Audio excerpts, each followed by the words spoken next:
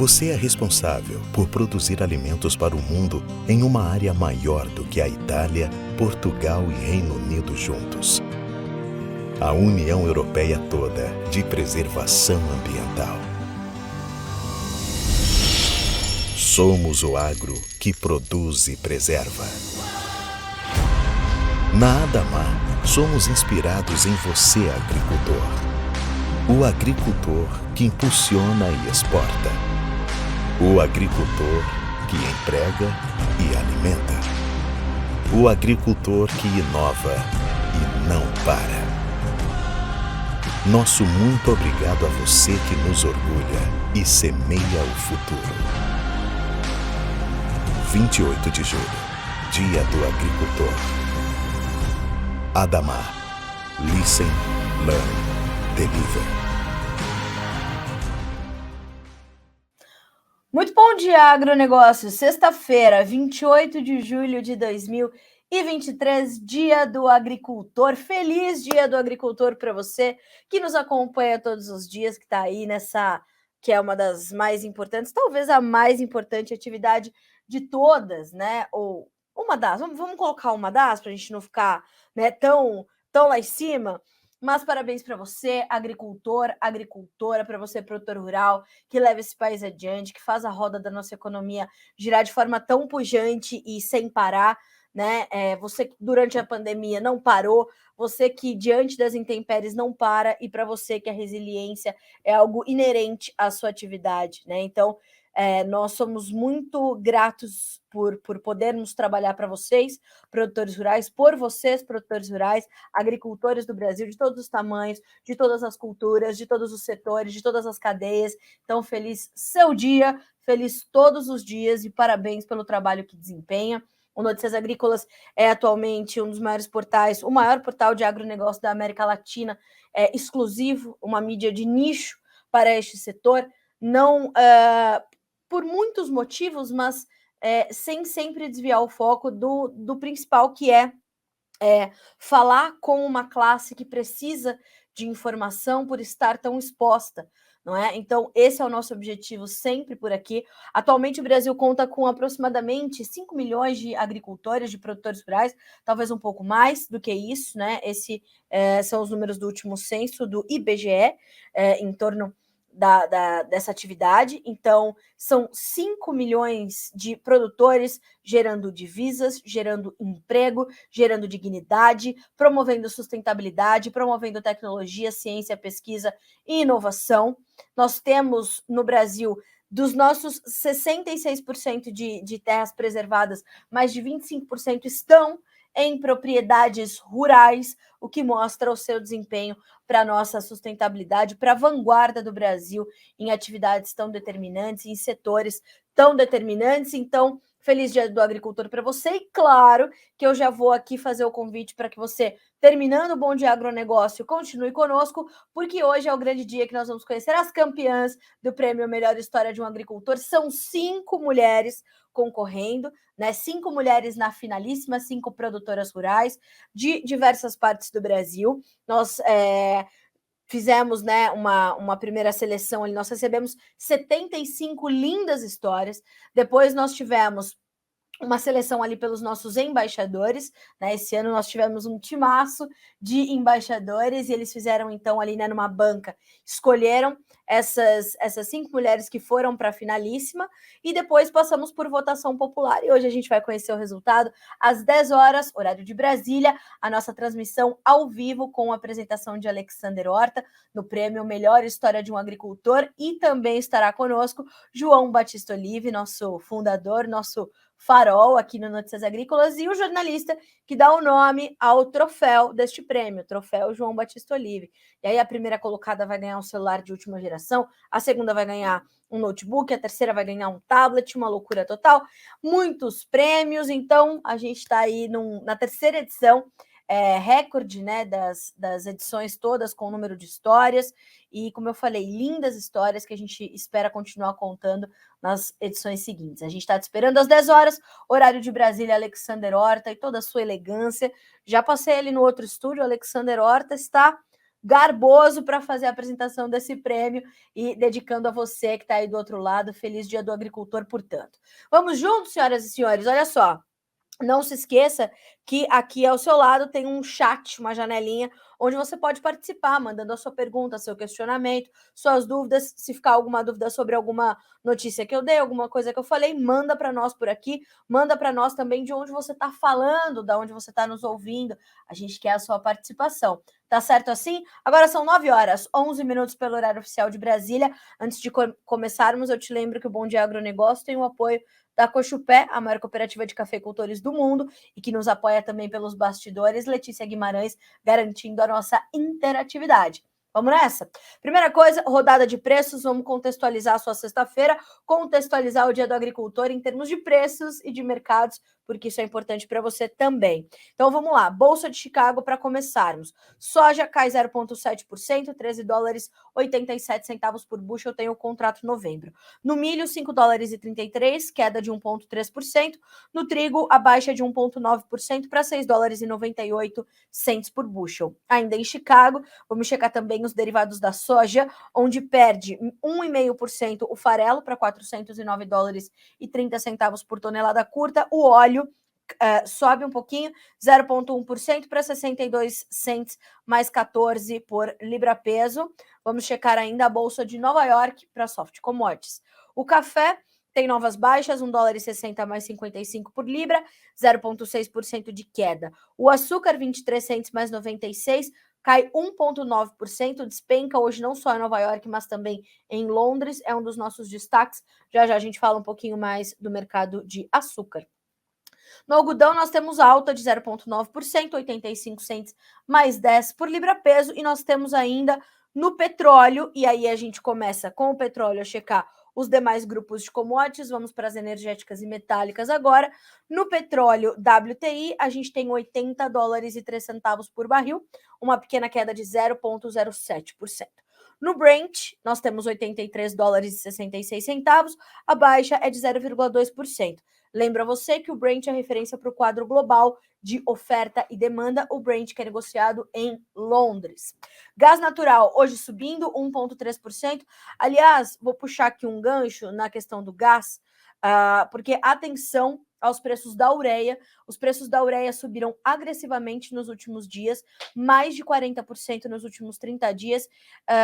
Um levantamento da Agriinvest Commodities pelo Jefferson Souza, que é analista de fertilizantes da consultoria, ele vem chamando atenção sobre essa alta nos preços da ureia. Deu entrevista ao Notícias no último dia 18, falou o seguinte: Carlos, os preços subiram e podem continuar subindo. Saiu mais um tender da Índia, a Índia comprando um pouco mais de ureia, é uma espécie de leilão esse tender, né?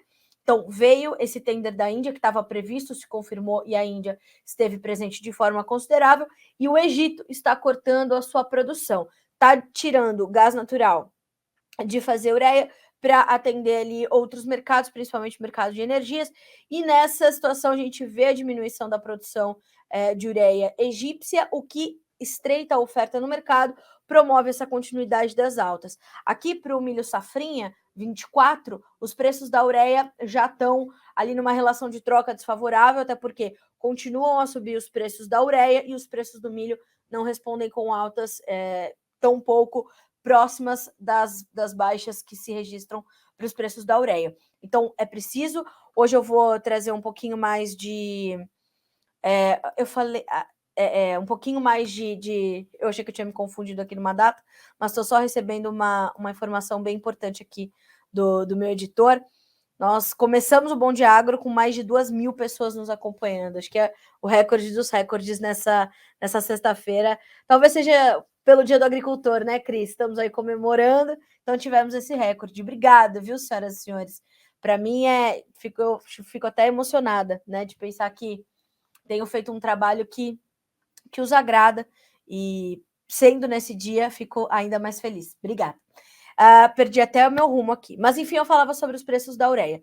Então, estamos numa dificuldade ali nas relações de troca, tá? É muito importante você, ao observar e ao questionar naturalmente os preços dos fertilizantes e entender como e como é que as coisas caminham e funcionam, foque na sua relação de troca, tá? É muito importante que você tenha esse entendimento, porque ela vai te dar mais respostas do que tão somente os preços do fertilizante. Então é importante ter isso na tua conta. A ureia está subindo, sobe forte, e como eu prometi, hoje ao longo do dia trago mais informações, mais detalhadamente, para que vocês também possam fazer e tomar melhores decisões, certo assim?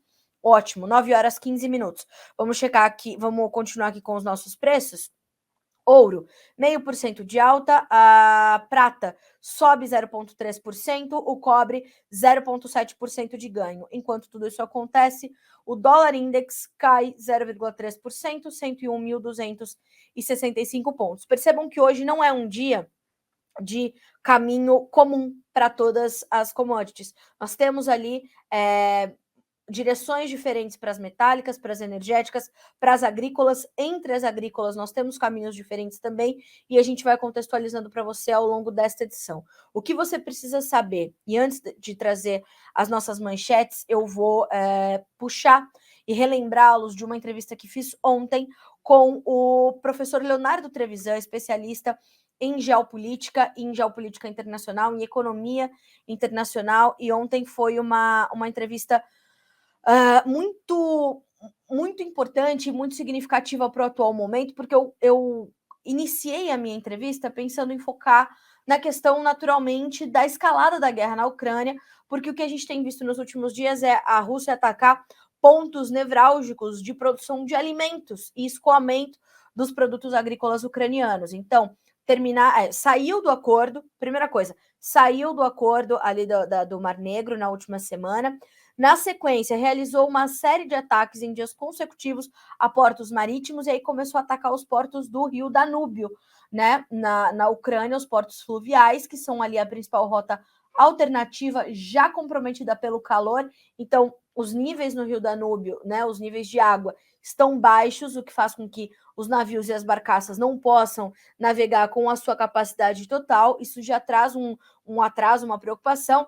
E aí começaram esses ataques a serem mais frequentes também nos portos do Danúbio. A gente está falando de ataques a portos fluviais numa distância de 1 quilômetro, um pouquinho mais, da fronteira com a Romênia. A Romênia, que é um país membro da OTAN, a Organização do Tratado do Atlântico Norte.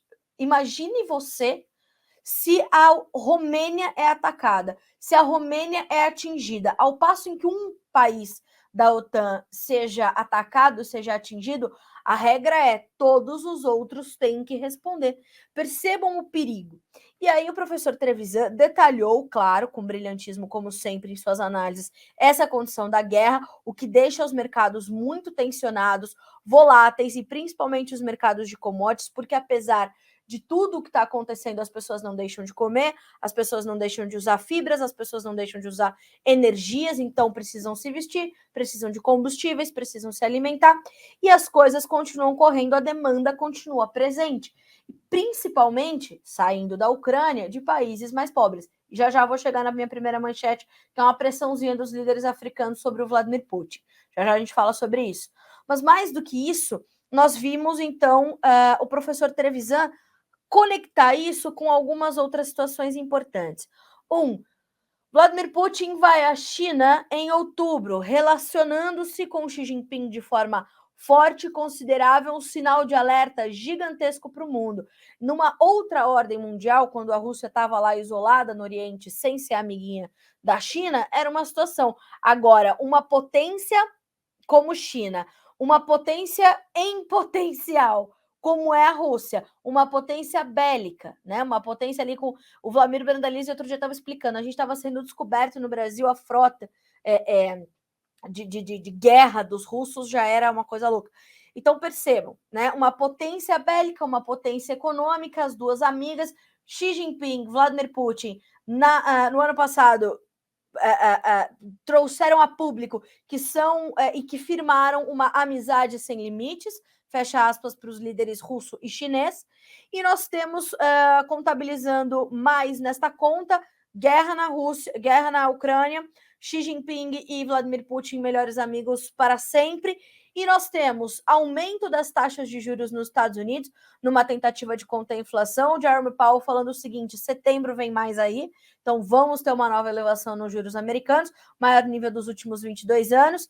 E nós temos toda essa economia global fragilizada, com inúmeros sinais de alerta caminhando sobre um campo minado. Perceba como as commodities estão no centro disso tudo. Por isso eu sugiro a você que você revisite essa entrevista do professor Leonardo Trevisan, que foi incrível, foi realmente muito boa, e a gente ainda separou um pedacinho quando ele se manifesta sobre o acordo entre União Europeia e Mercosul, porque isso tudo está na conta, né? Sabemos que o senhor Emmanuel Macron quer ser amigo de Lula, Lula quer ser amigo do Macron, mas com as suas condições, como, por exemplo, avançarmos com um acordo. E Lula não gostou nada de uma carta mal educada que a União Europeia mandou para o Brasil, dizendo: ó, vocês precisam parar de fazer isso, fazer aquilo, precisam preservar. E segundo Lula, vão responder. Mas o professor Leonardo Trevisan foi cirúrgico na sua declaração e disse: a competência do agronegócio brasileiro é o principal obstáculo para que se assine este acordo, finalmente, depois de décadas de discussão entre União Europeia e Mercosul. Por quê, senhoras e senhores? Porque somos tão competentes, o que nos torna tão competitivos, que aí o senhor Emmanuel Macron, que nunca viu um pé de soja, uma vaca de perto, vai pensar: o quê? Vocês vão entrar aqui com seus produtos de qualidade, competitividade, elevado status, e vão prejudicar e vão ameaçar o meu pequeno agronegócio? Negativo. Mas aí ele faz o quê? Ele traveste essa preocupação com preocupações com a floresta amazônica. Ponto e vírgula, senhor Emmanuel Macron. Sabemos o que o senhor está pensando, tá?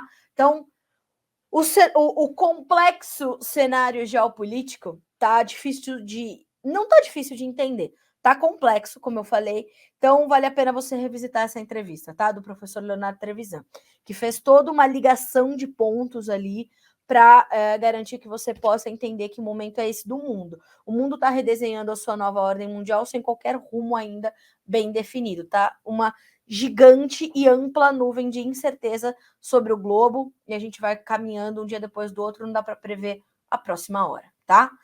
Vamos então às nossas manchetes. São 9 horas e 23 minutos pelo horário oficial de Brasília. A primeira delas, os líderes africanos, como eu disse, estão pressionando o Vladimir Putin sobre o acordo de grãos e um plano de paz para a Ucrânia.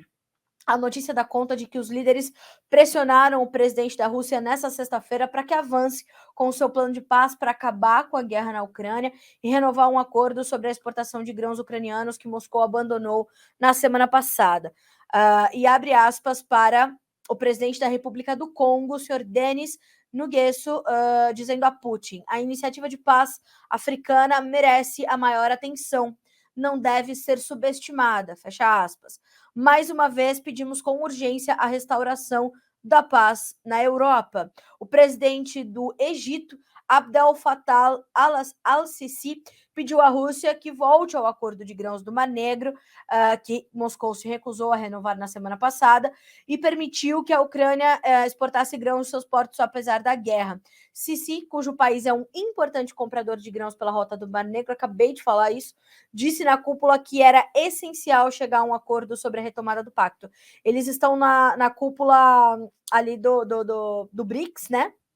Então, a gente percebe que os líderes africanos estão tentando entender quais serão as suas alternativas, uma vez que Putin, então, trava ali a região do Mar Negro, a região do Mar de Azov também, e essa dificuldade de escoar por outros locais, como, por exemplo, pelos portos do Mar Báltico, porque a Rússia pode entender que são alvos militares, atacar navios, se pega num país da OTAN, vira uma guerra mundial. Então, está tudo muito delicado. Enquanto isso, os países africanos, que não têm poder aquisitivo, esses governos, para comprar comida mais cara, estão fazendo, então, essa pressão sobre o Putin e cobrando que, de fato, ele não ameace a segurança alimentar mundial. Preocupante, ruim e triste o que está acontecendo. Vamos acompanhar. Porque o próprio presidente Vladimir Putin, da Rússia, prometeu doar grãos a países africanos, né? Ele prometeu, isso já é uma notícia de ontem, de fato, ele prometeu essas doações de grãos, até porque há milhões de toneladas de grãos que estão perdendo a qualidade na Ucrânia porque não podem ser escoados adequadamente.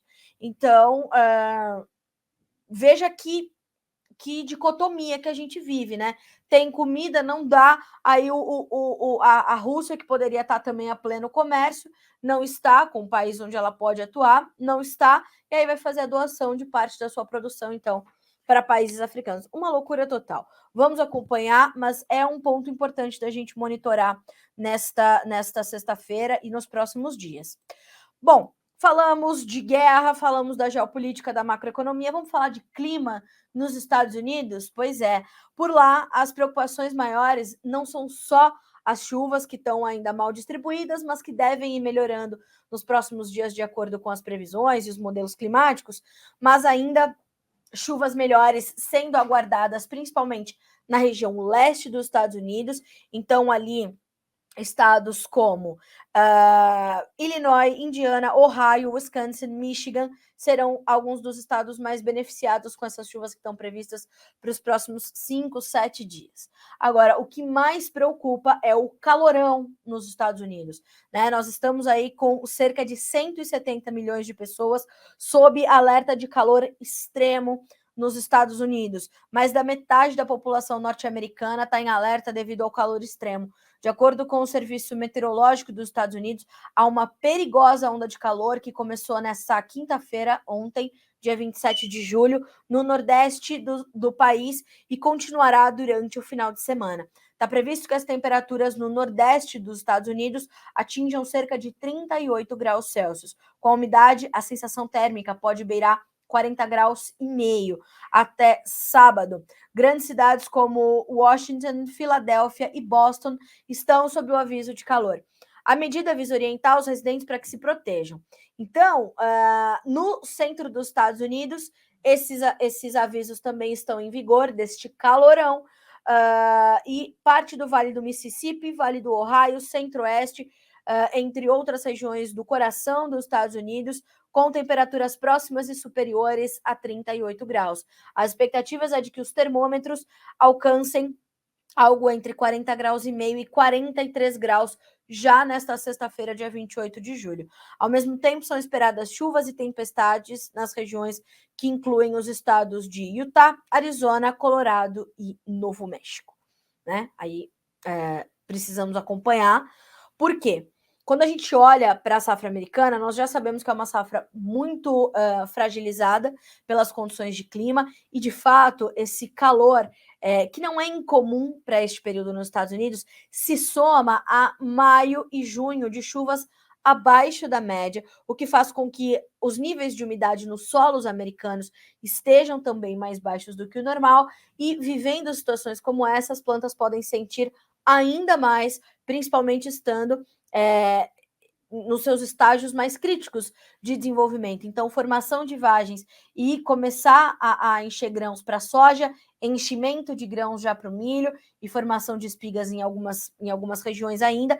Então, nós temos um estágio crítico de desenvolvimento para essas lavouras e elas precisam de condições adequadas de clima para então fazer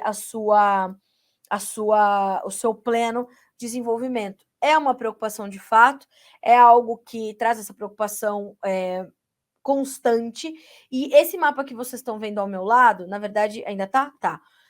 Ele é a previsão para os próximos 6 a 10 dias, então a gente está falando de 2 a 5 a... Vou confirmar, né? Vai que estou falando alguma bobagem. 2 a 6 de agosto. E aí vocês percebam que realmente o coração ali dos Estados Unidos e o coração do Corn Belt deverão sofrer com chuvas, com temperaturas acima da média. As chuvas deverão ficar ou dentro da normalidade ou alinhada a ela, ou seja, ou dentro da média ou um pouquinho acima. Então, as preocupações, elas são graves, elas são crescentes, e ontem o monitor da seca nos Estados Unidos, o Drought Monitor, que sai toda quinta-feira, mostrou que houve de fato uma ampliação das áreas de soja e milho sob condição de seca. No milho, 4% a mais junho, né, que estão sofrendo com o tempo mais seco e os solos mais secos, as condições de seca de uma forma geral, e no caso da soja, um aumento de 3%, vamos a 53% dessas áreas. Por isso, é tão importante de se acompanhar os relatórios semanais de acompanhamento de safras, que são divulgados toda semana pelo USDA, toda segunda-feira, às 17 horas, horário de Brasília. No último, nós tivemos uma diminuição no índice de lavouras de soja em boas ou excelentes condições, viemos de 55% para 54%, o mercado esperava uma manutenção neste 55%, no milho tivemos uma manutenção no 57% e o mercado esperava uma melhora para 58%. Então, percebam que a gente está com a safra americana muito fragilizada e todos os olhos do mercado agora, inclusive dos compradores, estão voltados para a safra, para o novo relatório de safra, ou para o novo relatório mensal de oferta e demanda do USDA, que chega no dia 11 de agosto.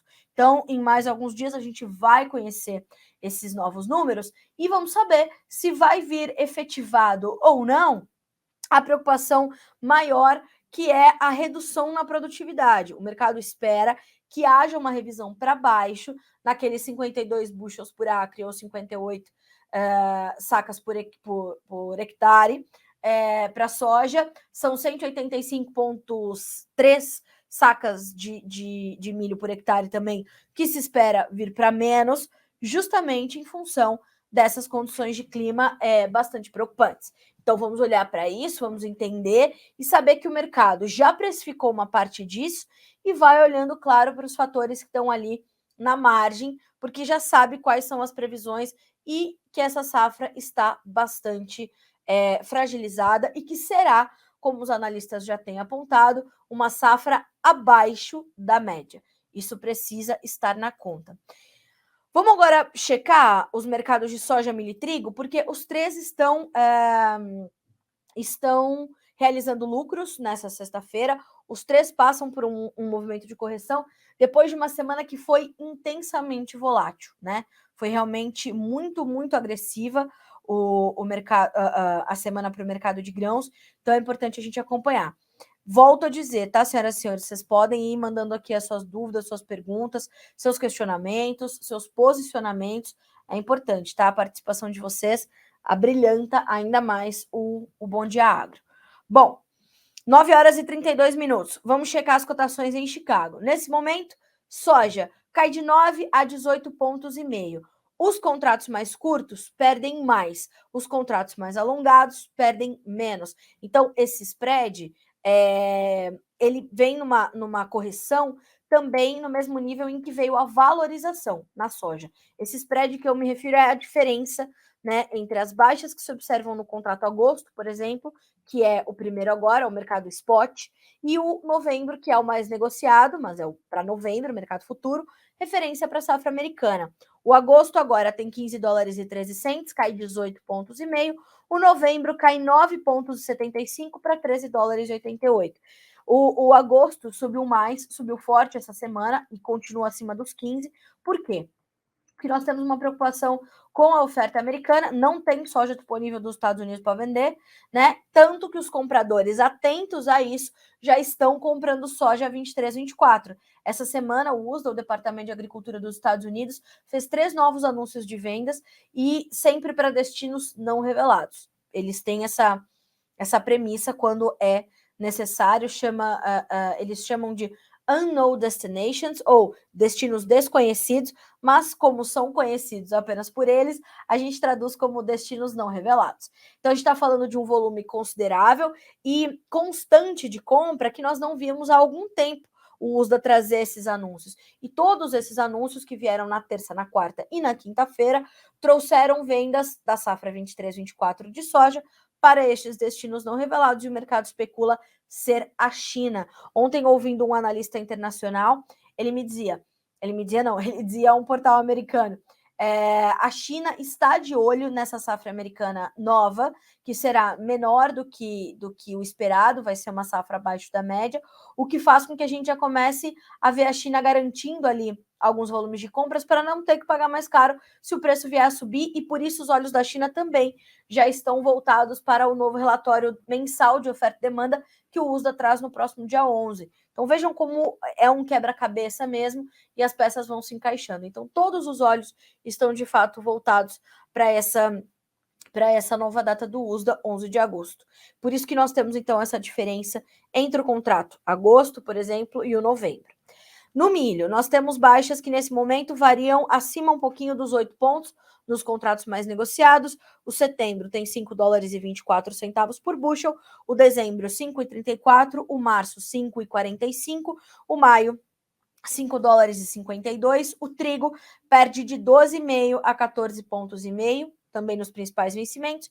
Setembro, 6 dólares e 98, dezembro, 7 dólares e 21, março, 7 dólares e 40 e maio, 7 dólares e 48 centos por bushel. Então, temos um mercado corrigindo, realizando lucros, liquidando posições, colocando dinheiro no bolso, se preparando para o final de semana. Foi entendida a situação da guerra, está entendida a situação dos Estados Unidos, o mercado agora vai esperar novas informações, principalmente em torno da demanda, tá? Saber como é que a demanda vai se comportar vai dizer muito também sobre como esses preços vão se comportar. Então, olhar para isso é muito importante. Para finalizar, vamos checar os preços do milho na B3 também, que é importante. Preços do milho no mercado futuro brasileiro, pressionados hoje, caindo forte, mais de 1,5% de perda nos principais contratos. Setembro, R$ 56,16 por saca. Novembro, R$ 60,23. Janeiro, R$ 63,90 por saca. O março tem R$ 67,71. Bom, falamos de grãos, vamos falar também sobre o açúcar. Os preços do açúcar hoje perdem mais de 1% na Bolsa de Nova York, quase 2% agora. O outubro tem 23 centos mais 98 por libra, o março 24 centos mais 22, o maio 22 centos mais 87 por saca, por libra peso, perdão, e o julho 22 centos mais 17 por libra. Então nós temos baixas que vieram acontecendo, foi se construindo aí um movimento de queda durante todo essa semana para os futuros do açúcar, e nós temos também a manutenção dos fatores que promovem essa pressão sobre as cotações. Então, a gente está falando de um acompanhamento da safra do Centro-Sul brasileiro, 23-24, que é a principal região produtora de açúcar do Brasil, e o Brasil, sendo o maior produtor exportador mundial deste produto, tem este peso.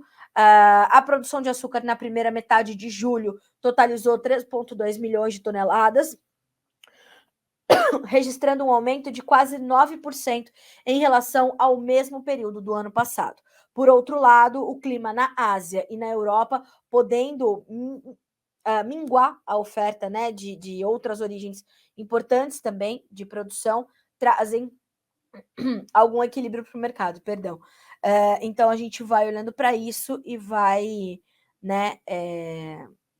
a gente traz essa movimentação. Então, vamos acompanhar, vamos monitorar, preços recuando no açúcar, estamos de olho.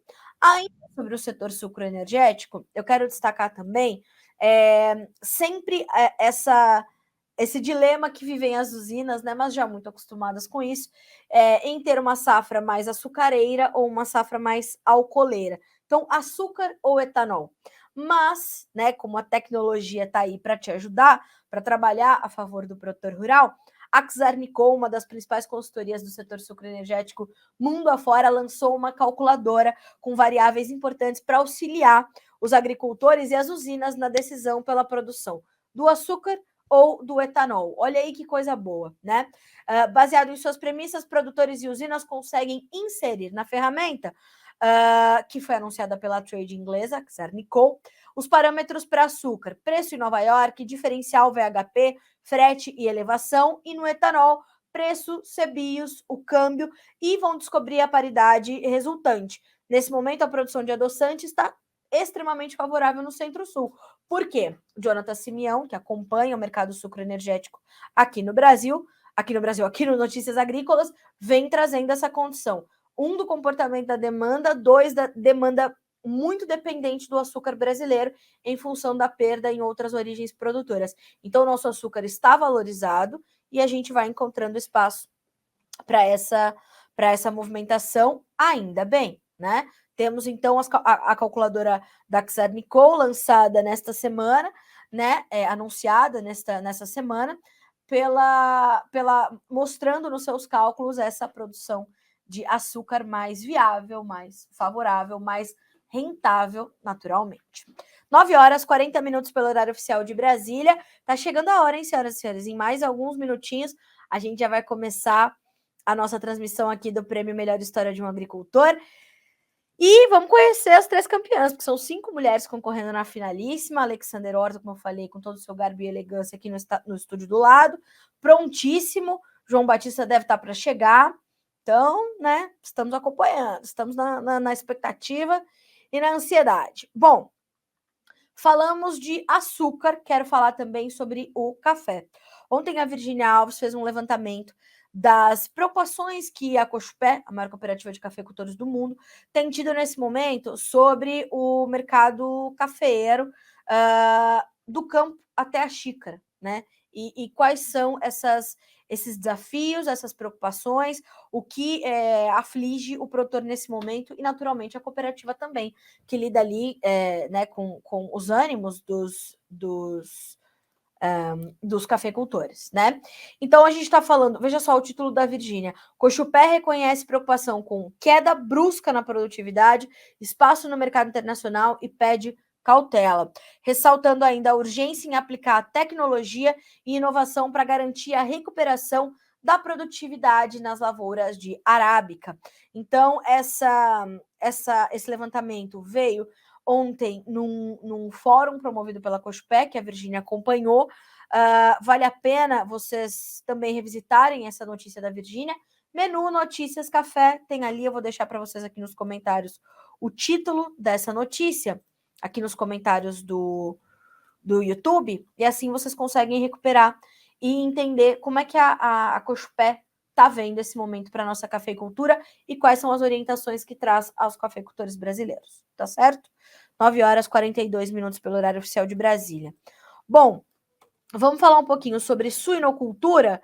Toda quinta-feira, como eu digo a vocês, a gente tem o Giro da Suinocultura Independente, trabalho de Letícia Guimarães, nossa especialista em proteínas animais, e também um trabalho que é exclusividade do Notícias Agrícolas, tá? Qual foi a manchete da Letícia para essa semana? Falta de acordo entre suinocultores e frigoríficos ou queda de preço marcaram esta semana na suinocultura independente. Aposta que reajustes venham no início do mês, olhando para o período de recebimento de salários e Dia dos Pais. Então, vamos comer mais panceta, mais torresminho no início do mês que vem para comemorar o Dia dos Pais, e aí a gente vê essa situação. A chegada dos salários, ela sempre está muito conectada ao mercado de proteínas e faz diferença, né?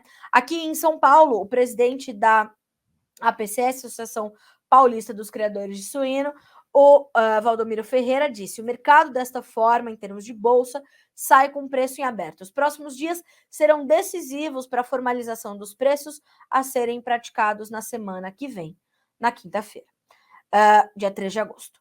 Houve um consenso, pelo menos, que os dois lados acreditam que a partir da próxima bolsa, do dia 3, devemos ter uma reação dos preços justificado por vários fatores.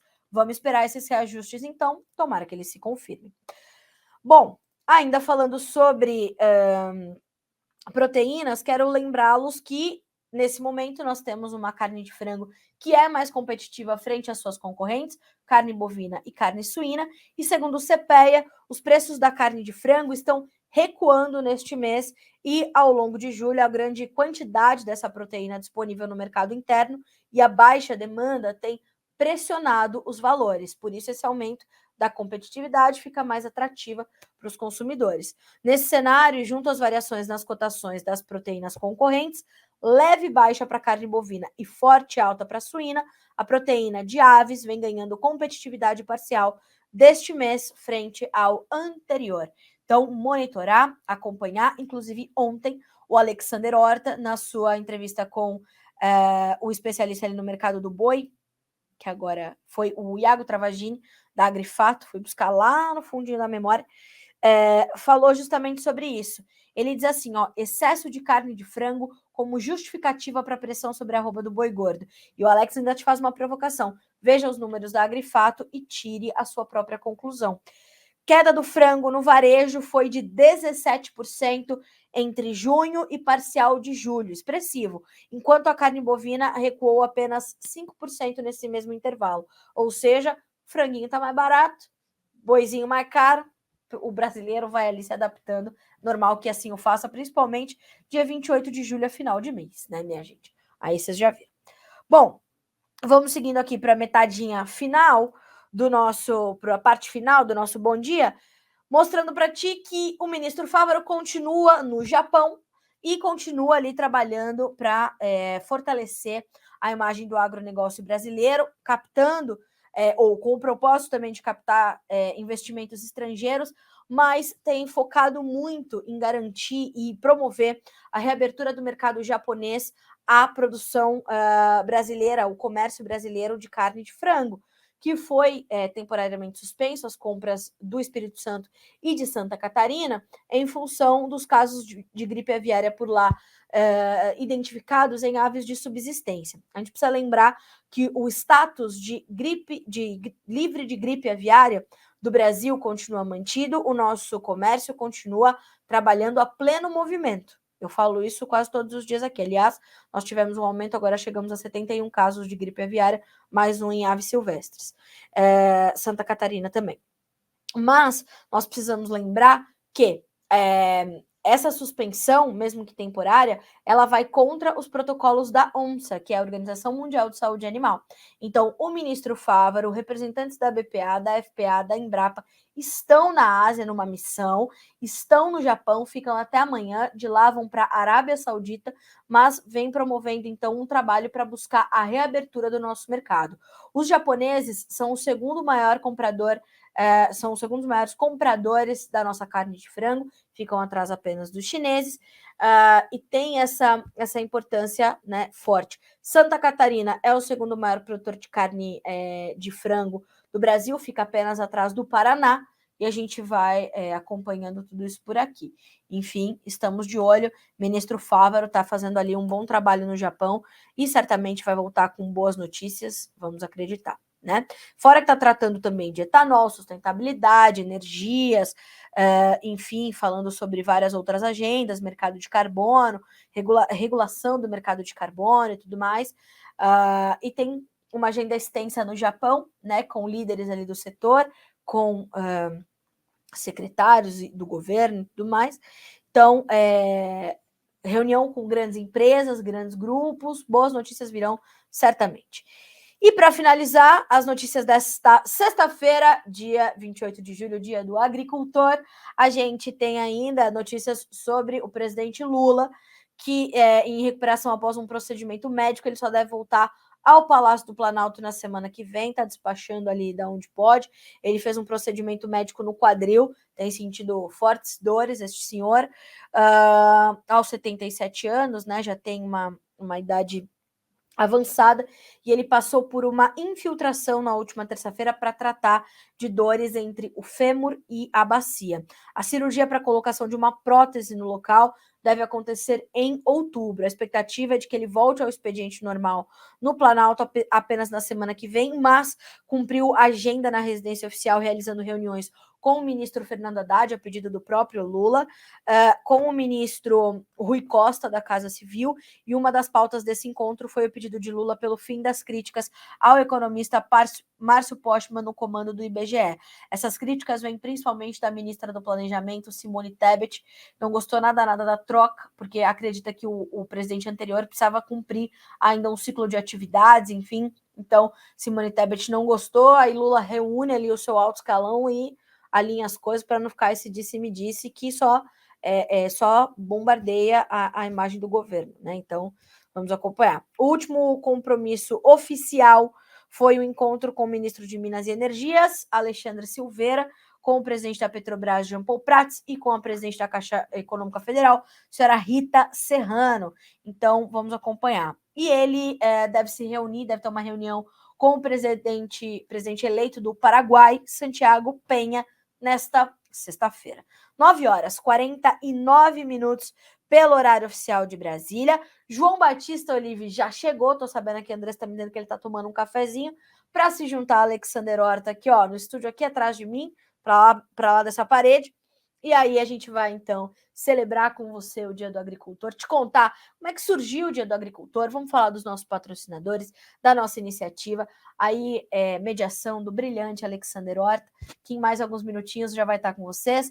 Quero muito agradecer aqui pelas... o Vinícius Chambre, ele é curto e direto, vai para o IBGE, Tebet, chora. É duro, o Vinícius, porque é aquilo, né? Você quer criticar, mas você quer trabalhar com a pessoa, é complicado, é duro. Bom, eu quero agradecer, então, aqui a todos os comentários muito gentis que recebemos, principalmente os parabéns aos agricultores, pela nossa produtora também, a Andressa Simão, que é a nossa principal ponte com estes profissionais. Então, o trabalho da Andressa é determinante para que vocês cheguem até nós e que a gente possa também passar adiante as informações de vocês. E quero também agradecer as perguntas e dizer que hoje eu não vou conseguir me dedicar às respostas, mas todas essas perguntas estão aqui já comigo, já separei tudo e vou respondê-las todas na segunda-feira. Combinado assim? Senhoras e senhores, feliz Dia do Agricultor para vocês todos mais uma vez, que vocês possam celebrar trabalhando e continuando a fazer esse Brasil caminhar adiante. Vocês são motivo de orgulho para nós e para esse país, né? Tá no nosso DNA, tá no DNA dessa terra ser produtor agropecuário e vocês são realmente incríveis. Então, vamos juntos, né? Seguir por essa sexta-feira. Bom dia, bons negócios para você. A gente está te esperando agora às 10 horas para uma grande celebração e você é parte importante disso. Até segunda-feira. Até mais.